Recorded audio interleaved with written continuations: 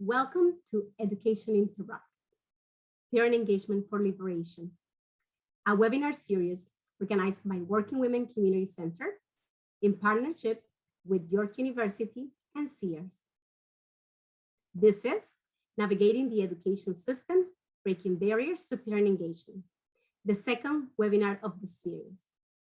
My name is Diana Grimaldos, and I am the Parent Ambassador Lead at the Working Women Community Center.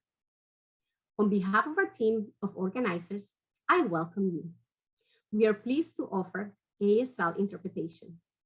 If you're having trouble with viewing Nadi and Tejan, please type in the chat so our backstage leads can make sure that everyone can see our interpreters. I would like to start by acknowledging the land that we are on. The secret land on which we stand has been a sign of human activity for 15,000 years. This land is the territory of the Huron, Wendat, and Petun First Nation, the Anishinaabe, the Seneca, and the Mississaugas of the Cradock River. The territory was the subject of the Dish with One Spoon, One Palm Belt Covenant, an agreement between the Iroquois Confederacy and the Ojibwe and allied nations to peacefully share and care for the resources around the Great Lakes. We acknowledge the ancestors of this land as Ontario education system continues to administer and exercise colonial power in Indigenous and racialized communities.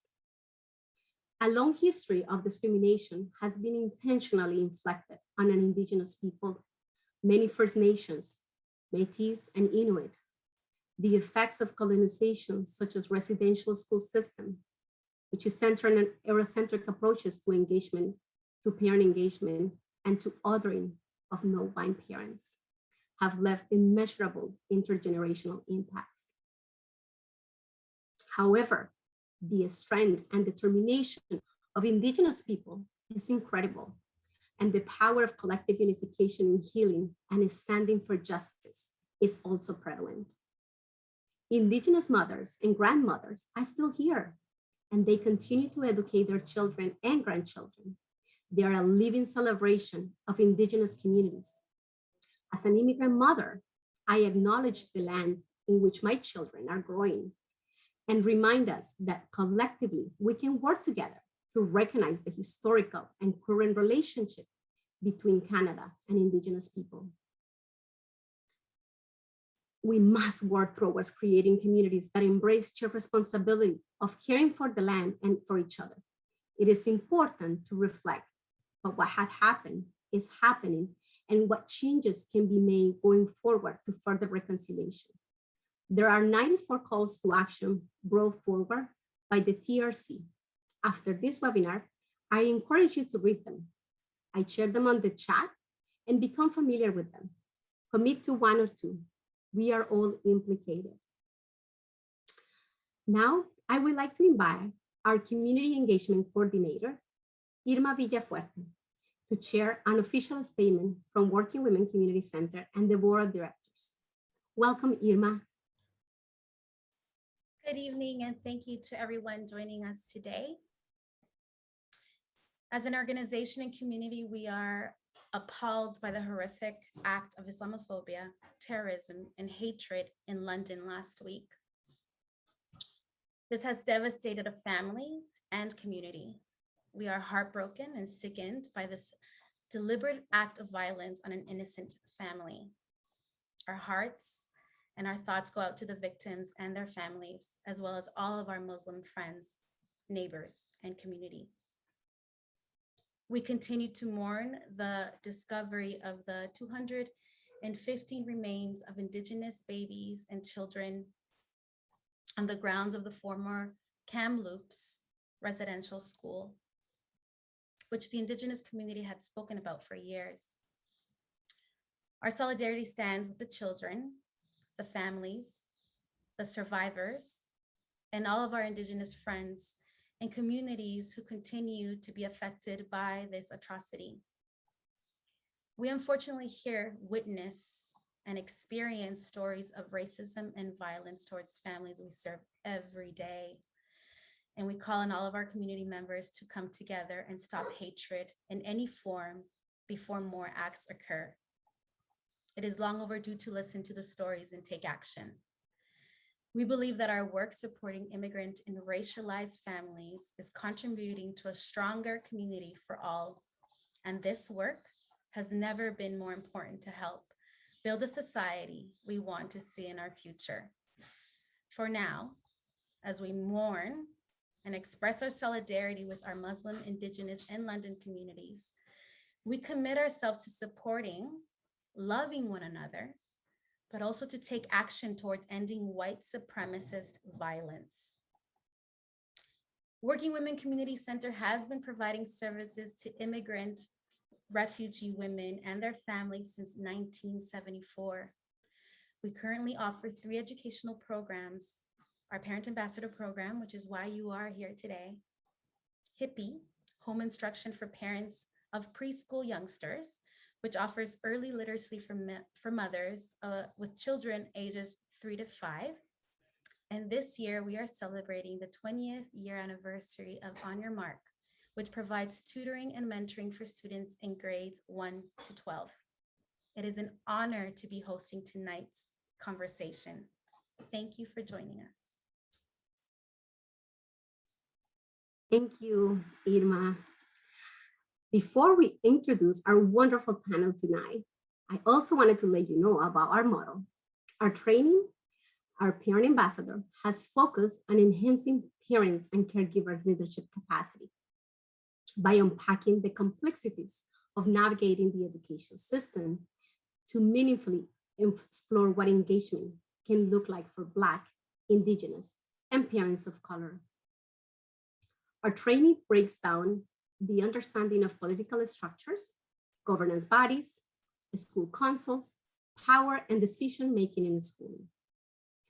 Our training is designed with an anti-racist lens, where families acquire tools and resources to identify systemic racism and discriminations in schools, learning from educational leaders, advocates, and activists who are shifting the narrative of traditional parent engagement in the schools to collective efforts of solidarity. It is truly an honor to be hosting this webinar tonight and bringing the perspectives of parents, caregivers, educators, and school communities to talk about navigating the education system and breaking barriers to parent engagement as a way to learn, unlearn the complexities of our education system in Ontario.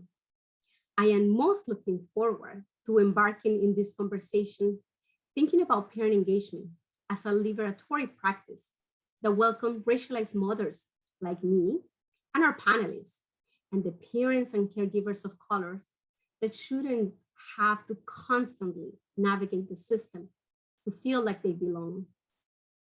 This webinar series is a continuation of the work of the Parent Ambassador model, building knowledge with communities, for communities, and within communities. It is an honor to be part of this incredible group of tireless advocates to dismantle the inequities in which our education system is built on.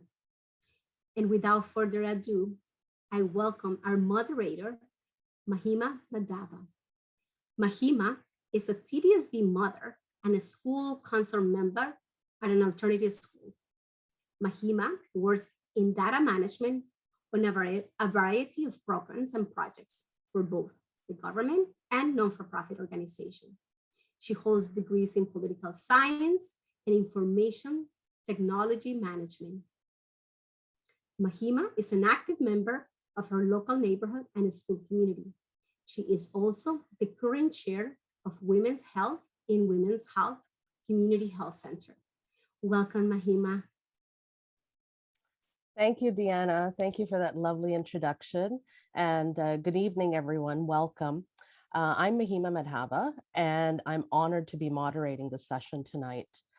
My personal pronouns are she and her, and I'm a Canadian of South Asian heritage. I'm also the proud mother of my lovely 7-year-old who is in the public education system.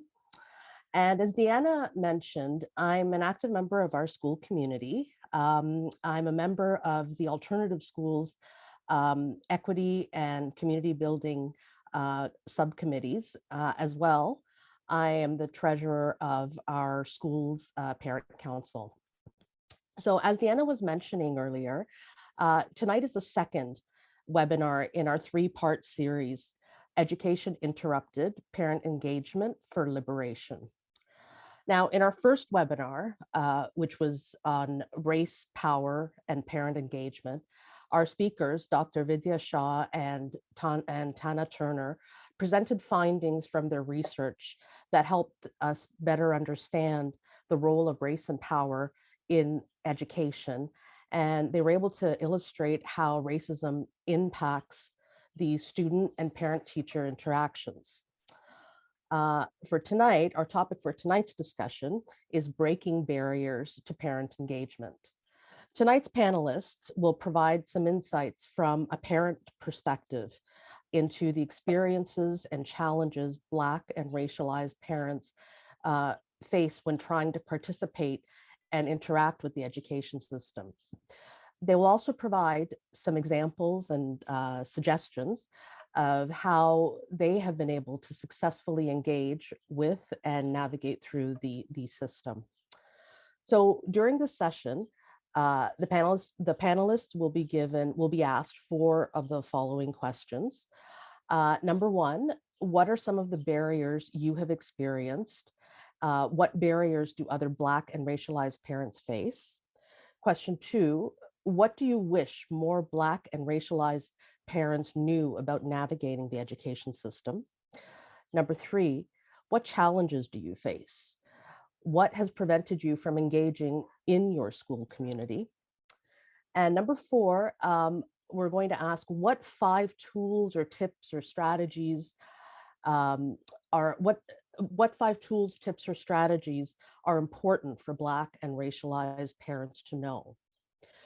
Now, the format of this session is as follows. After the panelists have discussed all 4 questions, at the end of the session, we will open up the room to a question and answer period. If you have any questions, please submit your questions in advance. You'll find the Q&A box at the bottom of your screen. And please remember to format your question as a question and just let us know who you are directing the question to.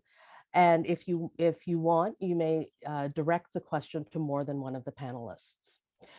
If you are tweeting or sharing on social media, please use the hashtag PE4Liberation.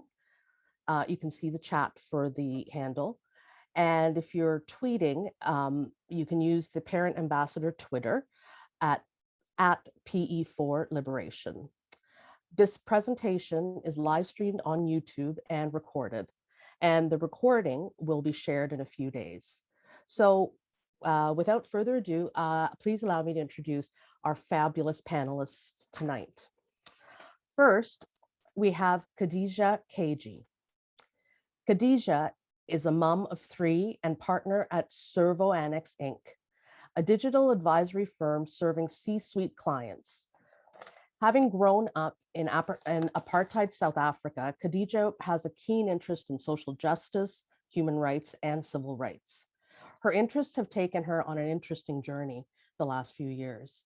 As a co-founder of No Fly List Kids, she took on national security legislation with regards to Canada's No Fly List, after having discovered her son had been designated high profile had been designated high profile on this list since birth. She brought different communities together to challenge systemic racism at the local school board level with YRDSB Kids and advocated for provincially legislated standards of care for children with type 1 diabetes in Ontario schools. Finally, as a co-founder of Conquer COVID-19, Khadija was a part of a team that mobilized a 100 volunteer strong network to procure and distribute PPE for frontline healthcare workers and other at-risk groups during wave 1 of the coronavirus pandemic. Welcome, Khadija.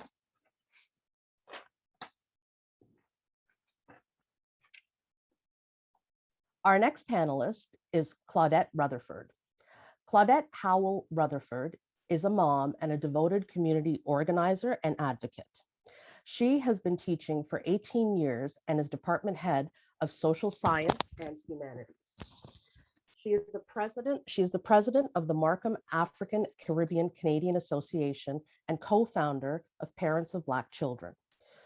Claudette serves on the OCAS Education Outcomes Committee and is an op-ed contributor for the Center for Integrative Anti-Racist Studies at OISE, where she is completing her MEd. She serves on the City of Markham's Race Relations Committee and is a roster board member at the Ontario College of Teachers. Welcome, Claudette. And finally, we have Kadeen Banka Singh. Kadeen Banka Singh is a mother, community organizer, facilitator, and advocate in North York. She has successfully put her daughter through the public school system, and she is advocating intensely for her son in the elementary public system. Kadeen has led parent engagement initiatives for many years through school council, model schools initiatives, and community partnerships. Supporting parents and families to support their children's success at school is her priority. She is passionate about equity, anti-Black, anti-Indigenous racism in the school system and the impacts on all racialized children at having healthy learning experiences. Kadeen has been a community representative with CASE since 2020. So welcome to all of our panelists. And maybe if everyone could turn their cameras on, there we go. Okay, welcome everyone. And thank you so much for joining us in this discussion. And I think we'll get started with the panel discussion. So our first question is, what are some of the barriers you have experienced? And what barriers do other Black and racialized parents face? Khadija, can we begin with you? For sure, yeah. Thank you so much for having me here today. So yeah, as you mentioned, I had engaged on some anti-racism advocacy at the YRDSB at the York Region District School Board. A few years ago, we started that advocacy, and it was a very interesting process, getting access to people in positions of power who were able to make change. So one of the barriers that we faced was actually, disengaged or uninterested administrators or teachers who displayed a lack of interest in engaging in a critical manner, for example. Some of the administrators and teachers were quite set in their ways. They were unable or unwilling to approach challenges from a different angle, or with a little bit of imagination or critical thinking. And oftentimes, parents faced issues that were very emotional. And we were told, because of policy, that the administration couldn't respond on various issues because of the policies. And that can often be very insulting, very frustrating, and you feel as though you're hitting a brick wall. And it kind of shuts the conversation off and you can't really move any further, and that can be extremely frustrating. Some of the other challenges, I would say, the other barriers in terms of language, cultural barriers, styles of communication, and sometimes these can be misinterpreted by Eurocentric educators, and oftentimes, even with regards to kids, can result in disciplinary action. So something that would be perceived as, a child having a bad day, if the student was white, for example, would be interpreted very differently if the student was Black or otherwise racialized. Same thing with parents, approaching the school system. If they came in with a certain sort of style of talking or a manner of speaking that is normal to their culture, but misinterpreted by the school culture, the parent ends up sort of facing a challenge in terms of engaging with the administration or with the teachers because of the misunderstandings that are occurring, right? And this is sometimes not often understood by people on the receiving end of these communications. And then there are many parents, especially in the GTA, who are actually not whose first language is not English. And so here we have a situation where, parents are, for example, maybe translating things from their first language into English in order to communicate. And the literal translation of this, this thing maybe doesn't sound the way it would sound in their own language. It may be a little bit abrupt in English, for example. And these kinds of things are also misinterpreted by folks on the receiving end of these communications, right? Then I personally faced issues of, I faced a lot of these issues myself, but also in terms of code switching. I would actually switch the way I talk, switch the way I look, switch how I dress whenever I went into these meetings, because I wanted to seem more palatable to the people who I'm going to be speaking to, I would definitely change my accent. When I'm home and with my family, I speak with a different accent. And when I'm, in a certain type of crowd, I speak with a different accent, just to make myself a little bit more palatable to that environment. So these are some of the barriers in terms of health issues, which I dealt with my daughter. A lack of knowledge on the issues that I was advocating on was definitely a major issue. And so it took a lot of time and effort on my part, educating the administration and the teachers on that. So those are some of the barriers I identified and faced myself. Okay, thanks, Khadija. Claudette, can you answer that same question? Yeah, I really related so much. Hi, Khadija, good to see you. I related so much with what Khadija mentioned. I think that when we think about what our children are experiencing, when I think about my own children, it's not much different than what Black children, are facing across this country, really. And I'm relating to, Khadija speaking about this sort of duality. And so I think about Dumas has this thing on Black Crit, and he talks about this, Black being the antithesis of good. And, it's difficult for the system to see our children as being good, like the concept of our children being good, or us being good, Black parents or good racialized parents is kind of so divergent from the norm. Like it's so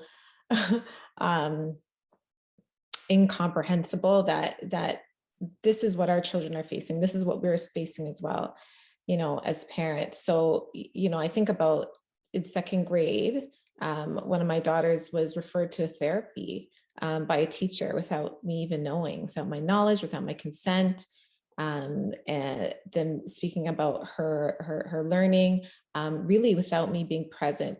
I remember being so upset about that. That was years ago, and now she is, next week, she'll be graduating as valedictorian, which I'm really proud of her. But even as she experienced that, she's consistently invisible in her school, in her class. She faced, homophobic and racist remarks taunted at school, and she didn't even want to go to school. And so, you could be a high achiever and be doing well in school, but still face barriers like that, isolation and racism. I remember my son in the 6th grade was told to leave his school gym, a packed school gym, because he was told by the coach that he would be intimidating to the girls' volleyball team. So they asked him to leave. And I mean, that sticks with me. He's 16 now, but it sticks with me. In entering grade 9, he was told by the incoming high school, I was emailed actually after selecting his courses, that they didn't think he would be successful in academic English. And, what was I going to do to make sure that he was successful? Maybe he should try applied. And those suggestions are continuous throughout his high school career, that he should not be, selecting those courses, although he's, around an 80 average. So I don't, the struggle is, they say the struggle is real. We are consistently and constantly having to advocate in a system. And then when you are doing that, you are seen as adversarial.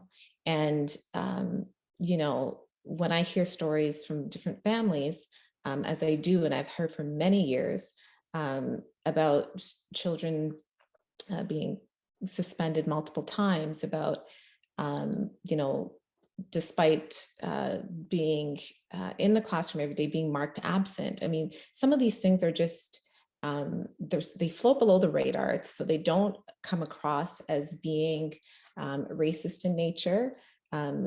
But you know, they are violent aggressions all the same. You know, not getting feedback in the classroom, not being called upon in class. You know, the patterns that are the patterns are quite evident, you know, in the data, but our children are living those day by day by day.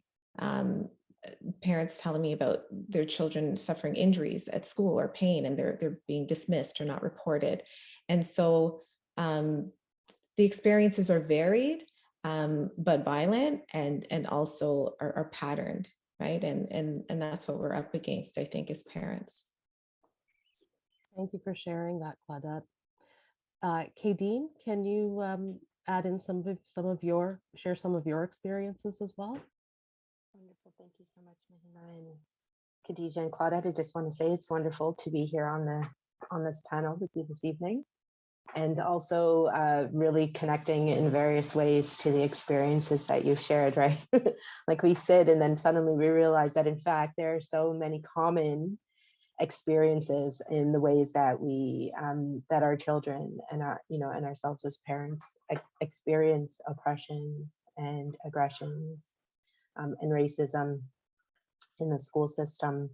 And when I reflect on my experiences, I've got two children. I've got a daughter who's in post-secondary currently and in her third year at Ryerson, which is wonderful because we know that, hey, we do have the ability to like support our children through to success and through to their own, you know, through their own achieving their own successes. And then I have a 4-year-old, or sorry, a 10-year-old. He'll be 10 on Wednesday in grade 4. And I can say that I often contrast the experiences of having my daughter, who is very much, who could be named as like, you know, the model student in the classroom. She was always enthusiastic and just loved the school environment, and contrast that. It's a huge contrast to the experience I've had with my son. And in many ways, kind of having to recognize and realize in a very real way all of my own anxieties about, you know, all of my own anxieties, insecurities, inhibitions about the public school system with my young men. But then also having to like really fortify and build strength, you know, and find an internal strength to be able to support him through that and through his experiences, because as Claudette says, we are constantly having to show up every day, every year of their entire school experience to be able to do this. So I often like kind of think of, you know, what it meant to do work with the school system and be involved with the school system through community. I work community development and engagement in Toronto. And so, you know, for at least the early part of my years, not necessarily having to be in the school in an almost confrontational way or in a very strong, persistent way, but really being there to do work, to support other parents, engage parents, work with model school staff, our community support workers, to be able to bring programs and support grassroots groups who wanted to do volunteer programs and tutoring clubs. So having that opportunity to engage and kind of do engagement work in the school system was wonderful. Right? You realized so many opportunities. You started to learn alongside parents. We started to look at creative ways to create awareness amongst parents, share resources with them, right? So in one aspect of it, there's so much to learn. And being able to do that when you're well rested and not have to go in like, you know, hardcore, you know, just ready to be present was a very different experience. But I can say that the time that I had kind of learning and understanding, even at a very basic level, even at an entry level, the way in which the institution of the Toronto District School Board, you know, exists is experienced by parents is one aspect of it. However, when I had to then, you know, put my son into kindergarten and consistently be at school every day, whether it was in the snack programs, whether it was on school council, whether it was meetings with the teachers, school trips, parent events, right? School council workshops, and having to show up because I needed to ensure that the school knew I was present, I was visible, and that they were not going to not see me, because I needed to send a clear message to them that, in fact, and this was the only way I knew how, to be very honest, right? It was just a very clear message that I was here and I was aware, and I would ensure that I had as much information as I could. So I was going to attend everything that I could possibly be at, schedules allowing, to be able to ask the right questions, to be able to be persistent and consistent in any action that I needed to take where my son was concerned. And I would have to say that in terms of experiences in the last 6 years, I can't believe the time has gone so quickly. I have learned that school processes are can be very subversive. So meaning that they're not always clearly laid out for you. Things can happen without your awareness.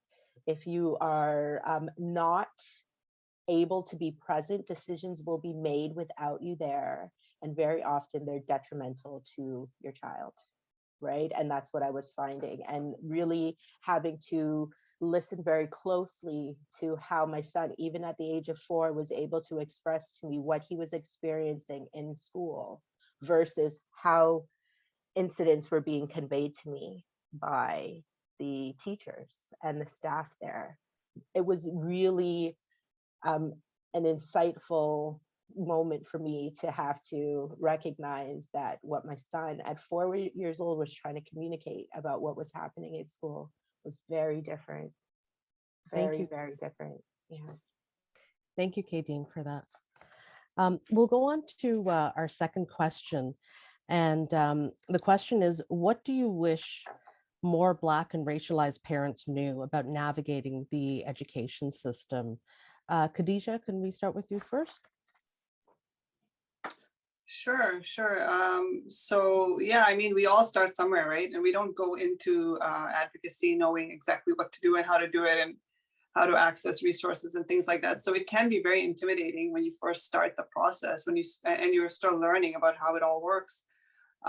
So, you know, securing meetings with decision makers and actually meeting them can be a very intimidating process because of the perceived power imbalance. Many of us, I would say, come from countries where, you know, we're sort of, it's like ingrained from birth that you respect authority to the point of like, you don't question them, right? So teachers, you know, administrators, politicians, this and that, like, it's just, or even like in law enforcement, you just don't question it in some of these countries that we come from. So, like doing that bit of a mind switch and saying, you know what, these are just people at the end of the day. They're just like us. They're just sitting on the other side of the desk. They have a responsibility to me, and they have a responsibility to hear me out. You know, I think it's really important to like realize that early on that they're just regular people, you know, and just try to look at yourselves as equals and go into meetings or have conversations like on an equal balance in your mind, even if you're not feeling like that. You know, even if you're not feeling that way inside, I always like to just pretend I'm playing a role where I am this like super confident person, like, you know, speaking, you know, to this other, you know, really important person. So it kind of like cuts down a little bit of the stress for me when I do that. Also, you're not alone, right? So when we started our advocacy for a York Region District School Board, it started out because there was a principal who had posted some Islamophobic content on her Facebook page. Now, she had identified herself as a principal at the YRDSB. And a few people reached out to us to ask us if, you know, we could help advocate on this issue. We had already started No Fly List Kids at the time. So we had started building a little bit of a network of connections. So I had remembered that in the years previous to that, I had read in the paper, in the Toronto Star, because I'm still really old fashioned. I still get the Star delivered to my door daily. But I remember reading articles about anti-Black racism at the YRDSP. And I remember seeing the faces of these women who were profiled in these pictures. They were advocating on behalf of their children. One of them was Charlene Grant, and the other one was Jackie Testoni. And both of these women have children who suffered racism at the hands of teachers and school administrators. And their children are now older, like they've graduated from high school, but the lingering effects of those experiences really stayed with them. So I figured at the time, we really need to get in touch with these women because it seems like a systemic issue. It's not just a one-off. It's not just this principal who's posting this Islamophobic content. It seems to be like a systemic issue where parents from different backgrounds are facing different but connected issues, you know? And it doesn't seem like the schools or the board are taking care of it. So, you know, we're not alone. There are other people who are experiencing similar issues, and there are other resources out there. Like, for example, Charlene and Claudette are part of Parents of Black Children, and are offering a wonderful service to parents of Black children who are, you know, suffering at the hands of teachers and administrators. So that's sort of like a good thing that's come out of some of the advocacy that we started way back in the day. I mean, sorry, I don't want to say it came out of what we did. I don't want to take credit for that, but Charlene is actually, you know, the one who, from our team, who kind of moved on to Parents of Black Children after that. But it's just to illustrate that there are resources out there. There are people out there, maybe just an individual at your school. It may be a group like Parents of Black Children, or it even could be somebody that you know who's involved in other types of advocacy who may be able to point you in the right direction. Yeah, I think I've covered those points there. Yeah. But yeah, I mean, you're not alone. Reach out to me. You know, yeah. I'd be happy to point you in the right direction. Yeah, thanks, Khadija, because it is true. I think being able to reach out to our communities and reaching out parent to parent is just as is really, really important. Claudette, could you respond to that question as well? Yes, I will.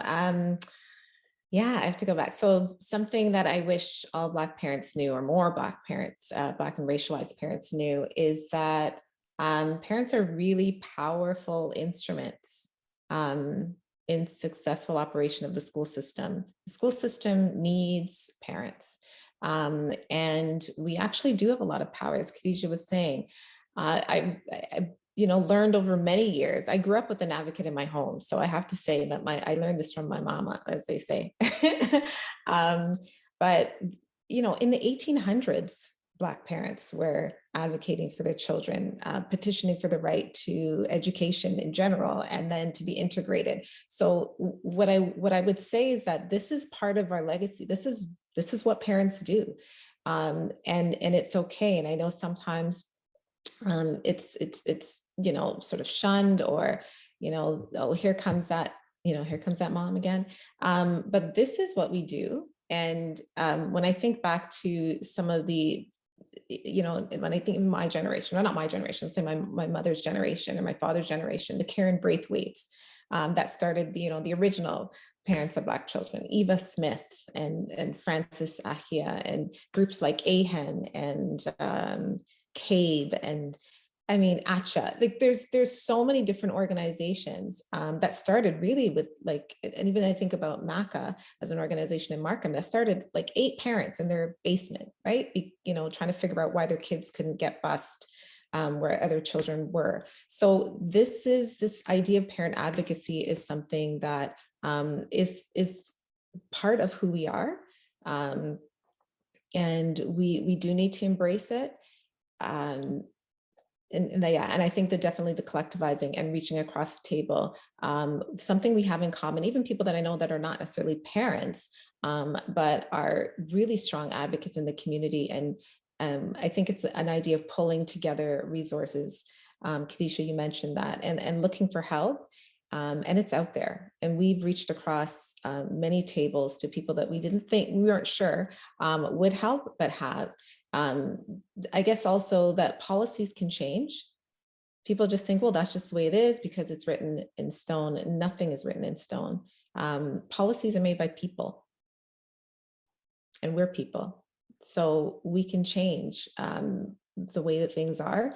If there's evidence, if we work hard enough, and I've seen it time and time again. So in those spaces, it's not that we're fearless, like we are still fearful, but we do it anyway because it's for our children. And I think the other thing that I would say that I wish that more people maybe knew is that we can teach our own children, and we have been.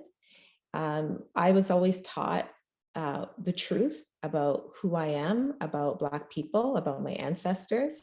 I knew when I was being, lied to at school. I knew when I read through that textbook, I'm like, that is not true. And so if we can continue that and make sure that our children also know the truth about who we are, and it's so hard to push back, but I think, teaching that counter narrative until it's no longer counter to the dominant narrative is part of what has kept me strong. My children do it now. The other day, my daughter came and said, we're doing this assignment. It's on, I think it's the Fathers of Confederacy or something. I don't want to do it. Why are we celebrating the Fathers of Confederacy? I'm like, that's my girl. Right. So I think, and she had that conversation in this class, submitted an assignment about why she didn't want to do the assignment, and supported her through that. So I guess we don't have to.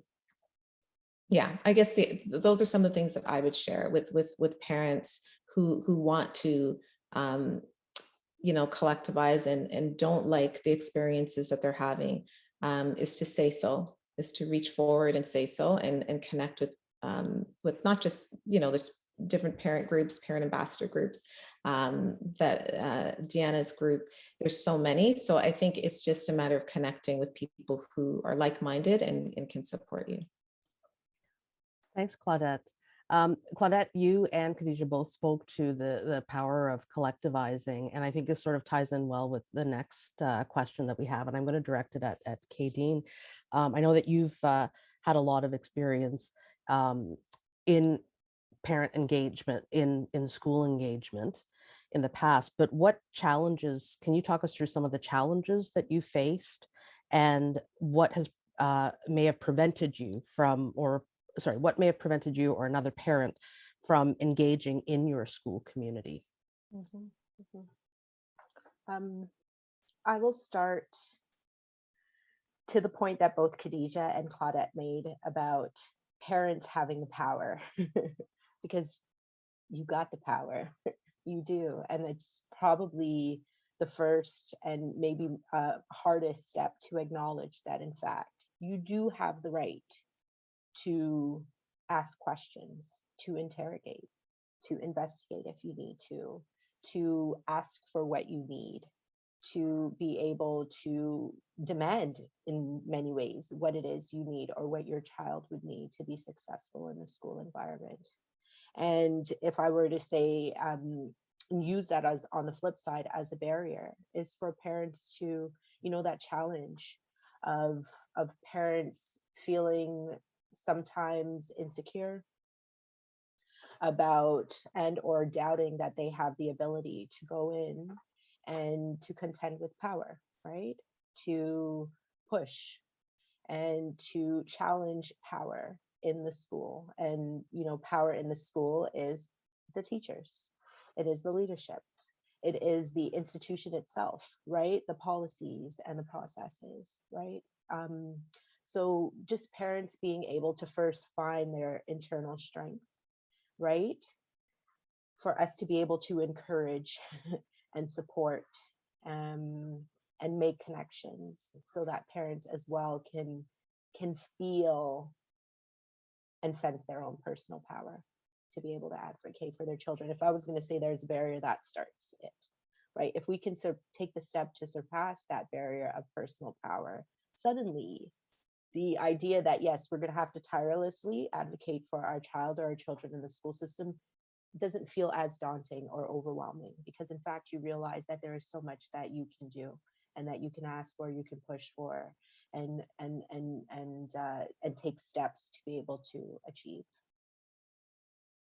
I'm going to say as well that parents, and generally anybody, if you don't have a direct or some type of or other interactions with the school system, you assume that the school or that school begins and ends with that physical building that you put your children every day, their classroom, and that teacher, and then the principal. Will go so far as the principal, right? And that is as far as your school experience extends. But beyond these buildings, there's over 500 schools in the TDSB across the city of Toronto, and over 250,000 students. But within the board itself, right, there are countless staff, right? There are policies, extensive, not plain, not clear language, not accessible policies that in fact support all of the actions that the teachers and the administrators take, all of the steps, decisions, the way in which they even communicate with you. They say, oh yeah, we're following policies and protocols, right? So suddenly realizing that in fact, beyond the school building, there is an entire institution that has a history, right? That in fact informs how we understand that institution, how we understand those policies. That's a barrier, because they're not made for parents to easily find anything that you need, right? And so any process that your child is subject to in the school system, in fact, is supported by documents that unfortunately are just not easy to find and not easy to navigate. The language, the translation of these documents, even being able to understand your child's report card, like just all of the things that we're confronted with on a day-to-day are not necessarily meant to support the diversity that exists in our city, and diversity in all different planes, if you will, all different ways that diversity exists, right? So we're constantly struggling with that. And I think between finding our own ability, our own power and confidence, and just navigating the extensive institutional maze, if you will, for lack of any type of reference for it, this institutional maze that we're constantly, turning corners, hitting walls, having to turn around, come back out and continue to move forward, that alone, or those two things, are enough to make any steps or actions that you want to take for your child feel almost virtually impossible. I think that yeah, no, please go. I think I'll stop there. Okay, sorry, Kate, I didn't mean to cut. Yeah, I didn't mean to cut you off, but I think what you're saying about about the challenge of understanding, Khadija spoke about it as well, the challenge of understanding policies, the policies that are out there, and you've also spoken about the languages as well, like language being an issue. So for many parents, and there is fear that's involved when you kind of feel like this is written, I don't really understand policy, I'm not a policy person, and how that in itself can be one of the challenges that a Black or racialized parent will face. Khadija, could you answer that question as well? What challenges do you face, and what in the past has prevented you from engaging in your school community? Yeah, for sure.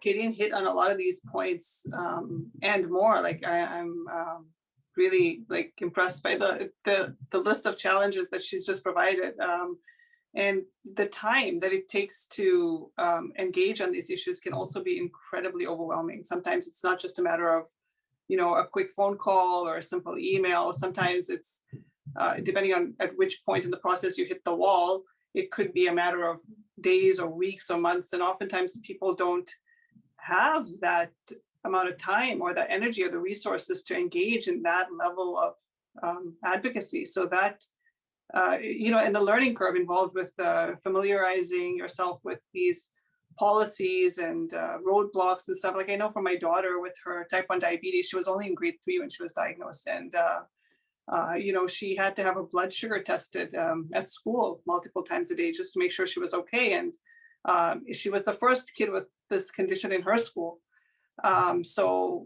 And I was a new parent, you know, I was new to type 1 diabetes, so I didn't really know anything about it. And I didn't know what services the school would offer. Like I knew that, you know, with anaphylaxis, I kind of knew what the situation around that, but like type 1 diabetes, I had no idea. The administration had no idea.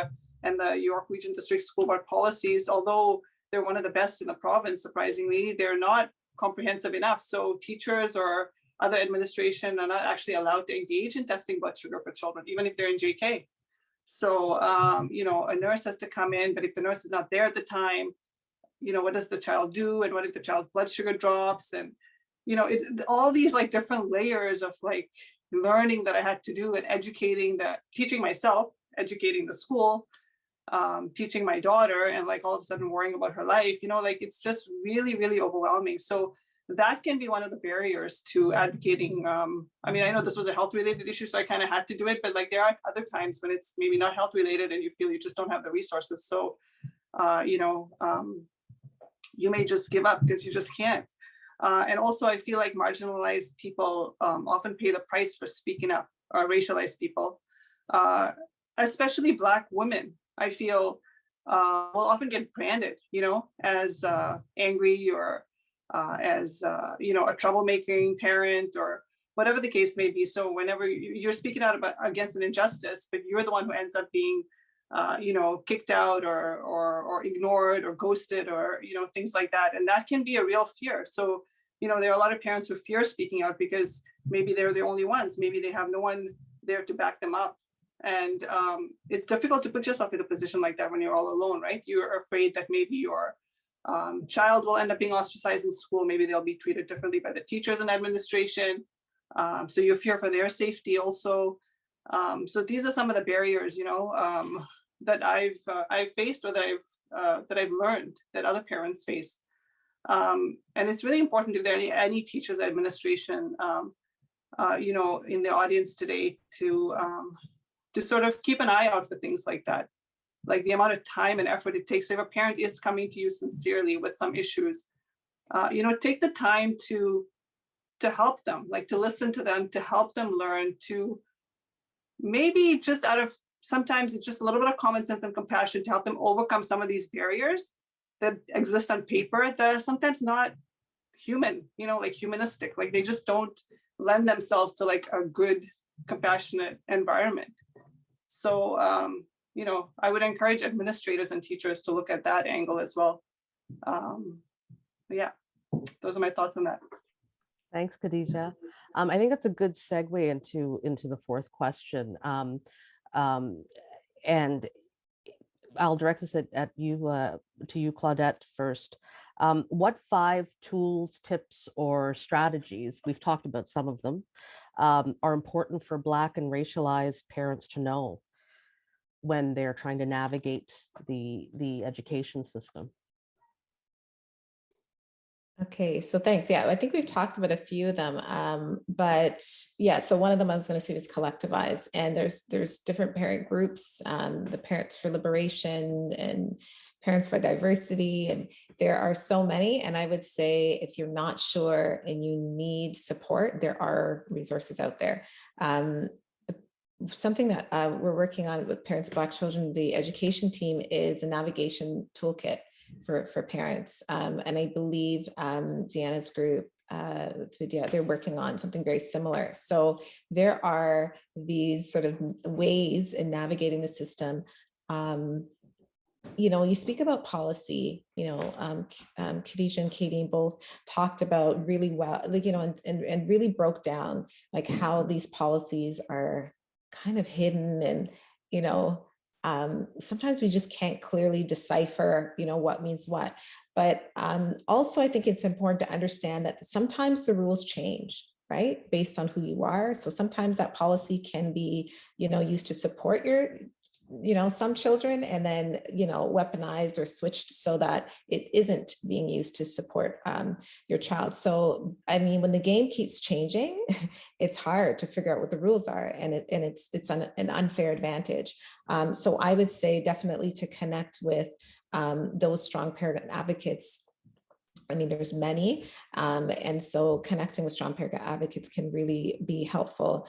Those resources as they come out, and I'm seeing many, so please find one of those. I do remember spending some time, even though I was so well versed in the education system as an educator myself, putting my 3 children through, I felt like I was combing through that board website.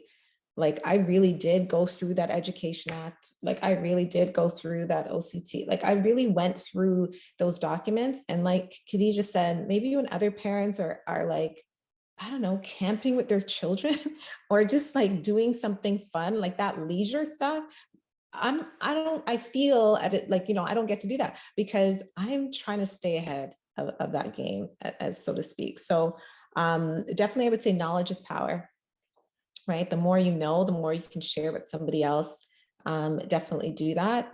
We've been doing that with our capacity building workshops as well. And that to me is the game changer. Like, just giving the parents the information, like, did you know that you can, reverse a suspension? Like, did you know that you can just appeal it? Like, and it's the did you knows, and people, the light bulb goes off, but there's so much information out there to try to, growing success. I'm like, what's growing success? Well, did you know that you can ask for another opportunity for your child to do that work? And so there's just so much out there, but I think the system navigation piece is key. And now there's a whole system. I think there's 17 across the province now so it's not just parents of Black children, they're being deployed across the province. So if you look up SFA, I think I'll put in the chat after, but if you look up the School and Family Advocates program, there are 17 different ones across the province. So parents are really not alone now, and there's someone that's paid to help you navigate the system. And I think if I'm giving out tips, that's a big one, so that parents really are not charting the territory that parents were in 1800s, right? Trying to figure something out. There's so much, but yeah, just the understanding that you're not alone. The disenfranchisement of Black and racialized Indigenous families, our system is built on it.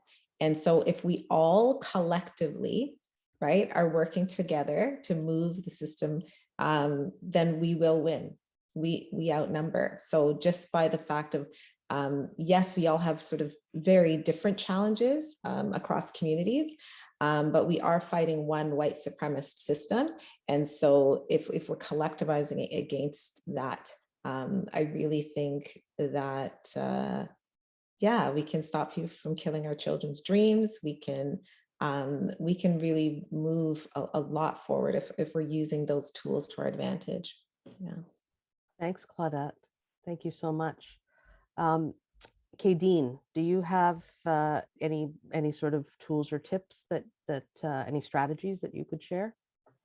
Yeah, so I think maybe a couple of them definitely align with Claudette's suggestions, and I am up for parents to find any type of supports. So other families, other parents in their schools that they can share with, that they can, who may be experiencing similar challenges, like just being able to fortify yourself with other parents around you, I think goes a long way.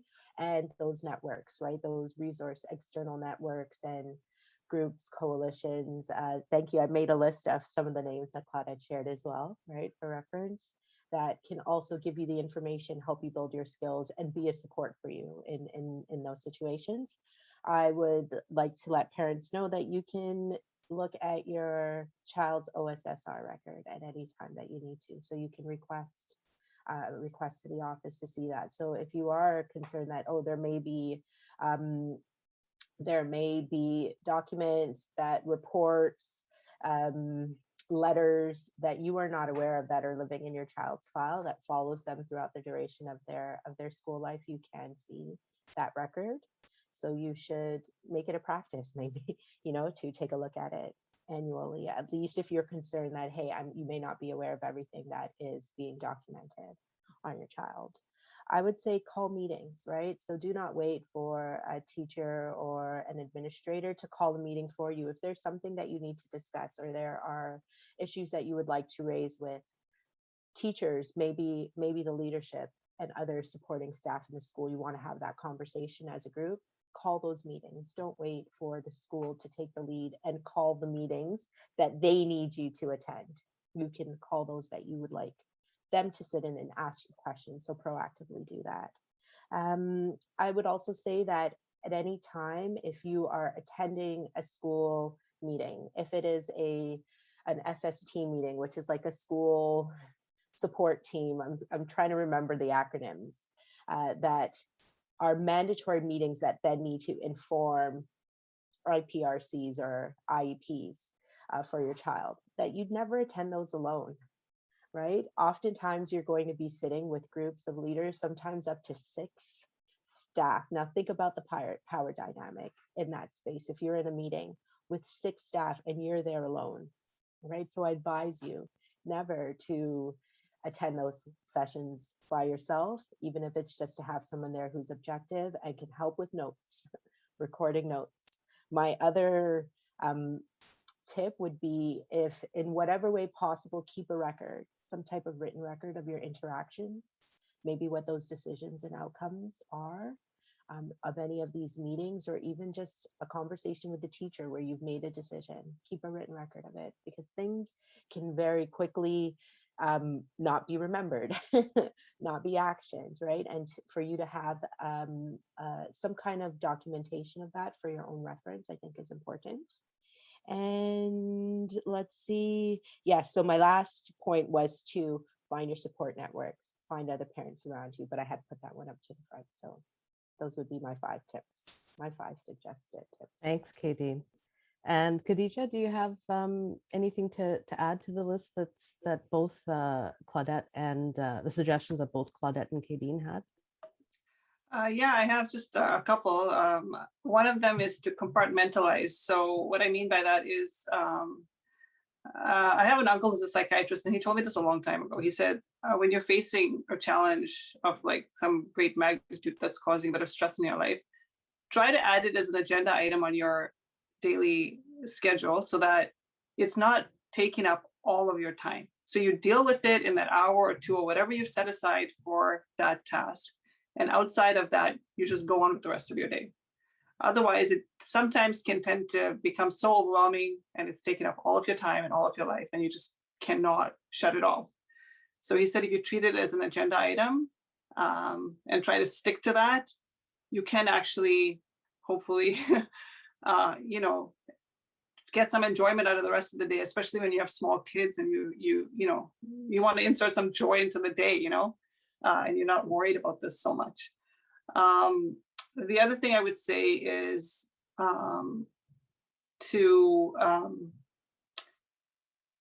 I guess this is a tip, but like I'm just thinking about in terms of privilege, right? Like privilege outside of socioeconomic or race privilege. There are other types of privilege, that each of us may find we have. So try to look for what that may be and look for opportunities to advocate for somebody else who may not be in the same position, and help lift the burden for other communities or other people in your school who may be struggling. All right, thanks, Khadija. Thank you to all the panelists for that really insightful and just really personal discussion, for being so vulnerable, to opening yourselves up to sharing your experiences. I think now we'd like to move to the Q&A portion of the discussion, and to just open it up. There are a lot of questions here. We're going to try and get through as much as we can, so just bear with me while I just kind of go through and pick out some of the questions.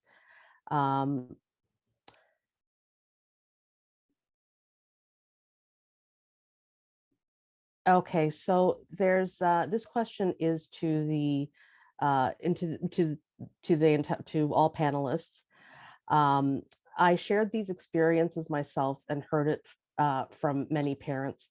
These the inappropriate treatment by different school officials, meaning diverse groups, including Black. My question is, how do we frame this issue? It's clear that the system is based on white supremacy, but individuals from diverse ethnic groups are also doing it. Can you discuss this?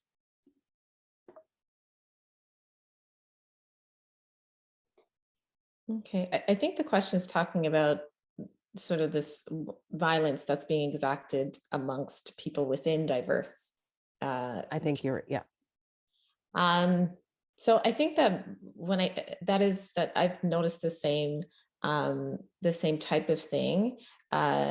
White supremacy is really powerful. I think all of us have been raised on it, so to speak, intergenerationally. So those who want to feel safe, that want to feel accepted, that want to sort of go along with the status quo,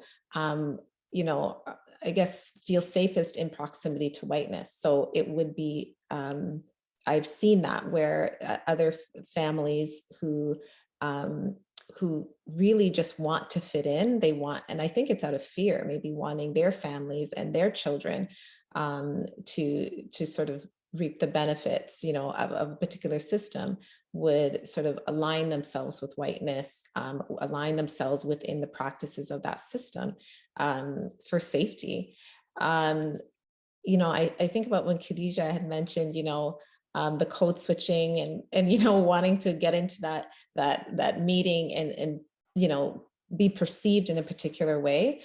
And I thought about the way that happens. That is also a very, I'm trying not to use the word violent, but it is the system sort of grinds you out in a particular way and forces people into particular, ideal. So this type of parent, this white parent, is the ideal, and anybody outside of that or that behaves outside of that is kind of violating the system or is against, it's a foreign against. So I think that's what's at play. I think that's what's happening. I also, going back to strategies and tips, would say bear down and wear what you want, wear your traditional clothing to parent meetings, teach your children to speak their languages.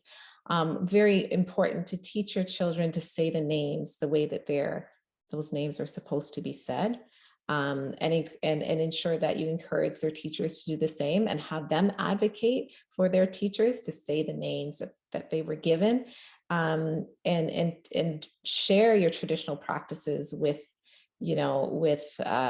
your school, and have those conversations so that it normalizes, right? That white is not the norm. White is not, like, everything that we say and do is not diverse or different, right? This is a community full of different voices and ways of being. And that should be celebrated, because that's, I think, the only way that the system is going to see merit, right, in investing in our children, if they understand that everybody is not, I don't want to say Bob and Sue, because Bob and Sue might be here, but everyone is not going to look a certain way or talk a certain way. Parenting does not look the way that it is in, your grade 1 reader. It is the way that we say it is. And teaching our children is, in that system, is going to require everyone to understand those ways and traditions. So, go back to your ancestry and bring those things forward. Those are gifts to share with a system that needs to hear those things. They do need to understand those ways of being. And I think that will make other families who feel like they need to weaponize whiteness against others that look like them, that will sort of, dissipate. That's my hope. It's not theorized, right? It's just a Thanks, Claudette. Another question that we have here, again, for any of the panelists can respond to this. what do you see as the top actions that school administrators can take to help engage and support racialized parents?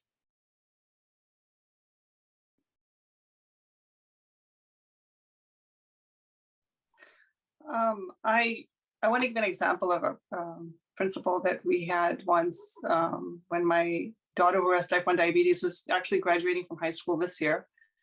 When she was in elementary school, she had a wonderful principal who supported us, not just us. She supported the students of all backgrounds and all abilities in ways that, like, I was actually really amazed at her level of compassion and her level of empathy. She actually would allow students to so for example, like recess or eating or whatever, like when my daughter had the issue with her diabetes and she was sometimes needing to eat at times when it wasn't recess or lunch, like snack or lunchtime, she didn't want to feel left out. So the principal actually changed the sort of like situation in the school, and she made it so that any student who needed to eat for any reason at any time of the day was able to do that for whatever reason. If they're not hungry at lunch and they're hungry, the period before the last period before school ends, they should be allowed to eat, because they should be at their optimal performance at school, and they should be happy and they should be comfortable. They shouldn't be struggling. They shouldn't be hungry or thirsty. So that's just like one example I'm giving of something that administrators can do to extend compassion in their schools and to understand that not all children function in the same way or have the same needs. And she did this for all sorts of other things as well. So I found that to be quite surprising, and like she would even invite on her own volition some of the Muslim students to her office and offer them a space to pray in the middle of the day, because as Muslims, one of our prayers is like right smack dab in the middle of the day. So she offered them that space whenever they needed it to come into her office and do that. So yeah, I mean, it's just things like this. They're little things, but they're very meaningful, right? And takes a bit of imagination and a lot of like effort on the part of the administrator to educate themselves on what the needs of the students in their particular school are, and get creative with that. That's one example I can think of.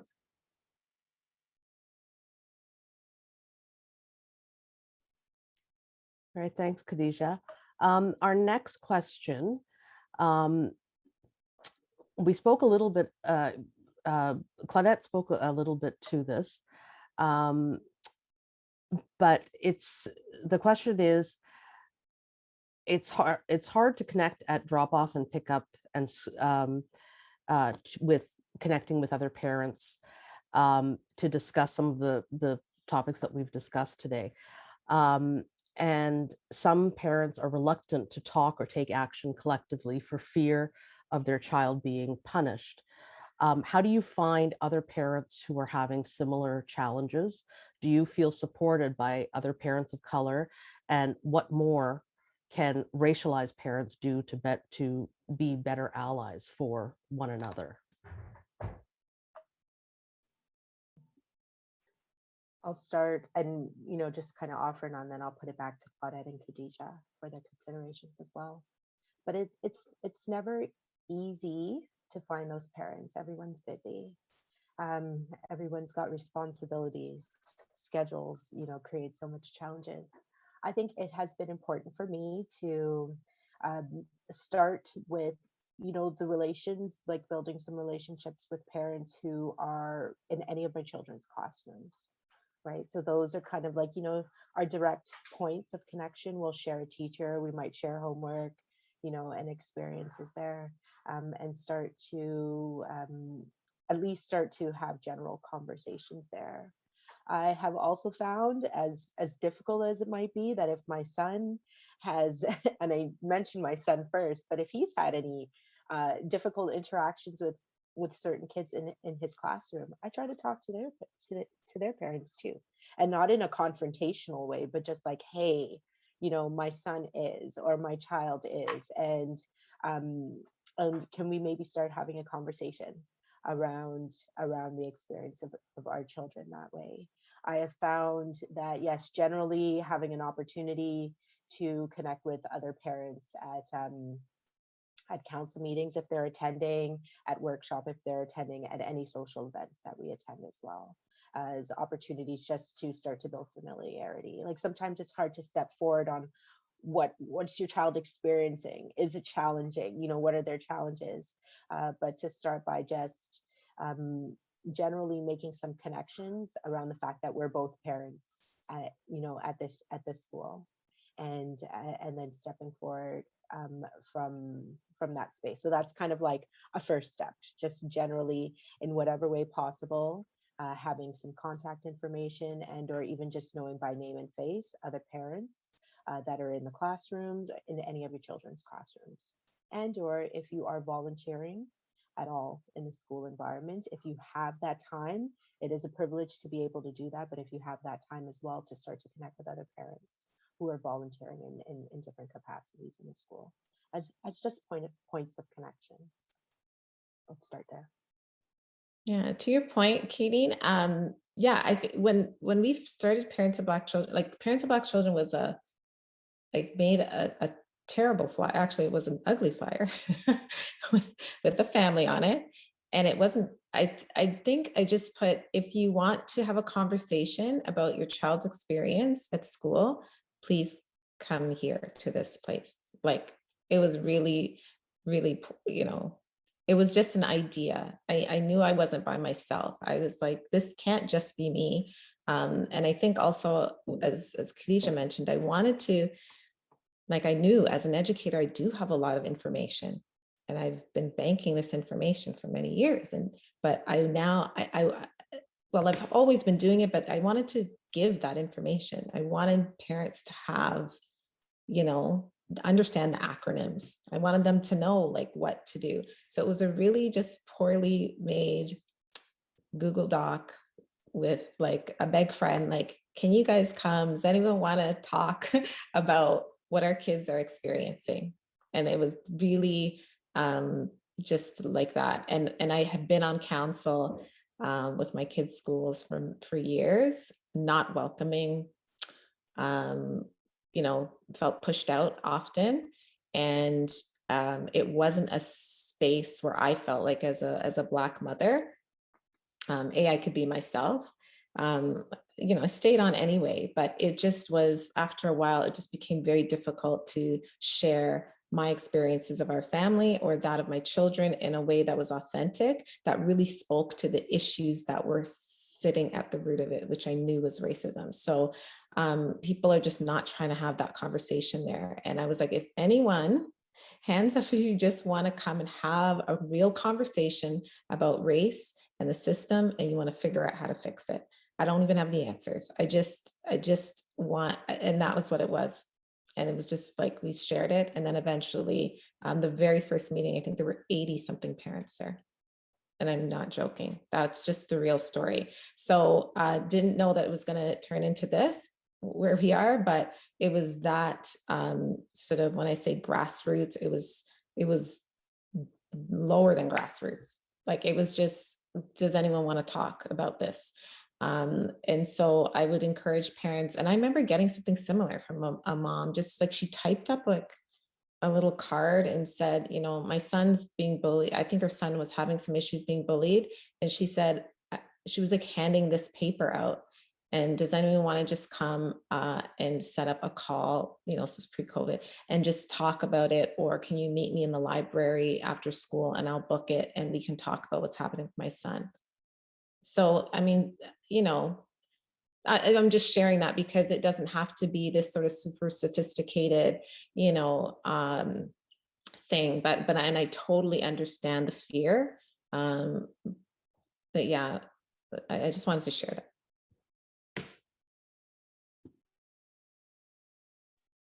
Thanks, Claudette, for that. Khadija, do you have any sort of, would you like to respond to that question as well? Sorry, could you, Mahima, could you repeat the question?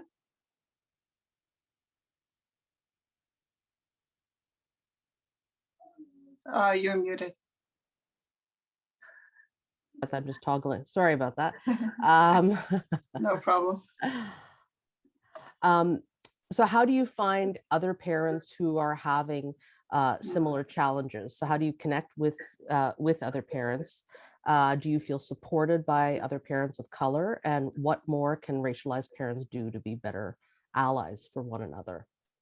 Yeah, so I have to echo what Claudette and Katie said too. It's sometimes really hard to find the right people, especially if you're looking in your own school and you don't know, you may not know the other parents in the class. It's not so easy to connect with them. I actually am somebody who attended a few parent council meetings and I didn't find them to be extremely, like, I wouldn't say necessarily welcoming, but I found them frustrating. I just found them frustrating, so I just never attended. I wouldn't attend very often unless there was something like really pressing that I wanted to be in attendance for. And I chose personally to engage in different ways. I mean, that could be one way of meeting people is if you did attend a lot of parent council meetings. But we actually just like stepped right out of the box and just called people that we knew had faced issues. So if we had heard about somebody who was facing an issue, we'd try to find a way of connecting with them and just like getting in touch with them. And in the case of like Charlene and Jackie, we actually called the reporter who had written the article. It was the same reporter who had written the article about both of them. We didn't even know the reporter. We just emailed her and was like, hey, this is what's going on. Can you connect us with them? And that's how we got to know them.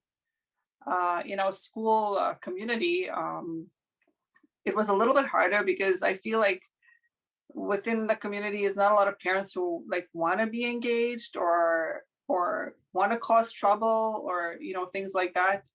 So there was a time when we had started like an in-class WhatsApp chat or like a school Facebook group so that like a bunch of parents could join, and then you can kind of like suss people out and make connections that way, talk about some of your challenges in a sort of subtle manner, and then see who bites, and then you can kind of get a feel for who is kind of like a similar personality. And then at other times, like just through word of mouth, we would talk to friends about it, and then they would like introduce us to friends of theirs who were having issues, who were in other schools. Yeah, it's not always easy.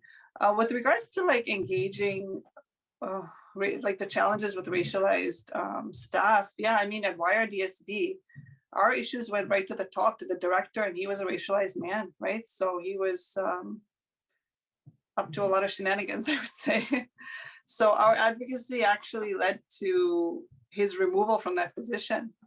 Now, I mean, I know not everyone's, like sometimes it's just a matter of your kid and the teacher, like it's not at the director level, but there are, you will find allies. Like there are good people in the system, and it's good to use them to help you help you advocate from within the system, and to educate you on the paths you can take to get to the goal that you're trying to reach.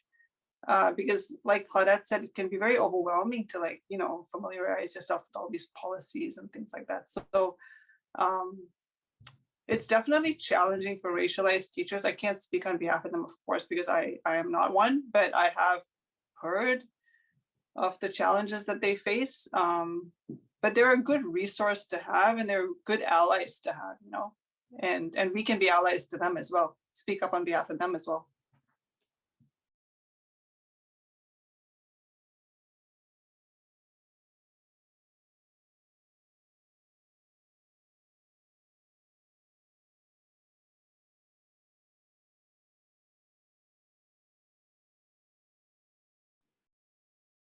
I think you're muted.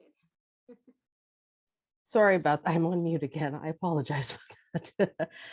So we have time, I think, maybe for one more question. And this is, it looks as though it's directed at the panelists, at any of the panelists, all of the panelists. The question is, how would you advise Black staff advocating for minority students when you are also paid by the system? They, staff want to speak out, but as was mentioned earlier, there are fears of repercussions. Does Claudette and anyone want to? That's directed to me. No, that's okay.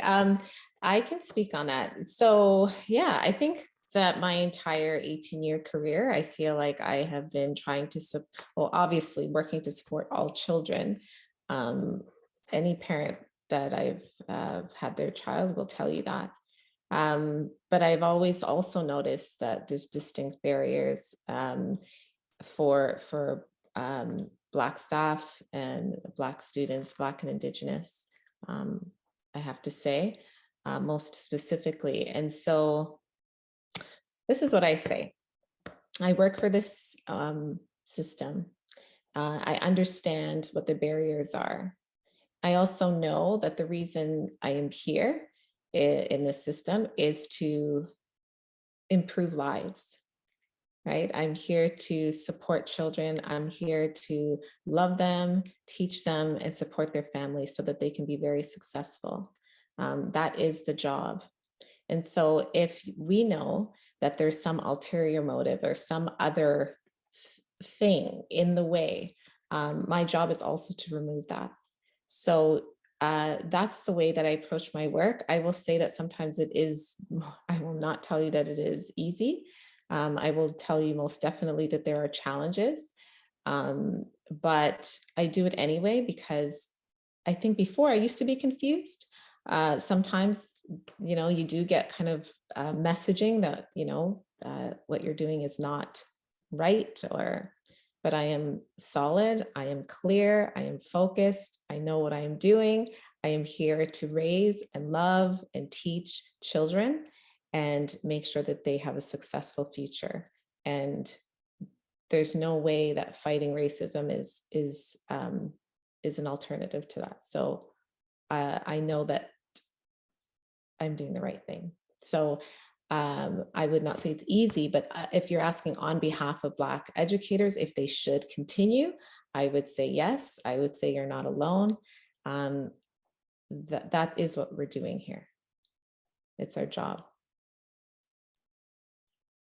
Thank you so much for that, Claudette. I think, we could probably continue another hour and a half just discussing everything that we've talked about tonight on the ways in which, we can break down barriers and, allow and encourage parents to become more engaged, not just within their school community, but like what a lot of the panelists said tonight, that the school community does extend beyond just the four walls of the building. The parents in your community, parents who even go to other schools, they are all a resource, and that community building is really, really key in helping to break down a lot of these barriers. So I just wanted to say thank you to Khadija and Claudette and Kadeen. Thank you for being so open and vulnerable and forthcoming with your experiences and with providing your personal and professional experiences to this discussion. Thank you. And I'm going to turn this over to Deanna. Thank you so much, Mahima. It is absolutely an honor to have all of this powerful house of advocates, of women that have been fighting for so long. I really, really want to thank you for speaking up. I really want to thank you for showing up and to continue being of support for children, for racialized children, and for mothers. I really wanted tonight, give a special thank you to Irma, Vidia from your university, Mari Carmen from Sears, for envisioning this series of webinars and embarking with us in the journey of parent engagement for liberation. On behalf of Working Women, I wanted to acknowledge the support of Meridian for helping us sponsor our ASL interpreters for our webinar series. I really wanted to thank you, the interpreters themselves, for being able to translate tonight. Our volunteers behind backstage, Maria Jose, Cristina, Fernanda, and I wanted to invite you to continue this conversation because it's not finished. Our next webinar is June 28th, and it will be Power of Possibilities, Collectives, Solidarity, and Imaginings. And we will continue this dialogue. We want you to engage in a more meaningful conversation and get to know who is doing behind all this work, all the solidarity and the collectives that are already existing, and the coalitions that are doing the work, and that this work needs you. And we want you to be here on June 28th to support them in that conversation. Thank you so much, Khadija. Thank you so much, Kaydeen. Thank you so much, Claudette. And Mahima, thank you for being a voice of alternative education as well. Good night, everyone.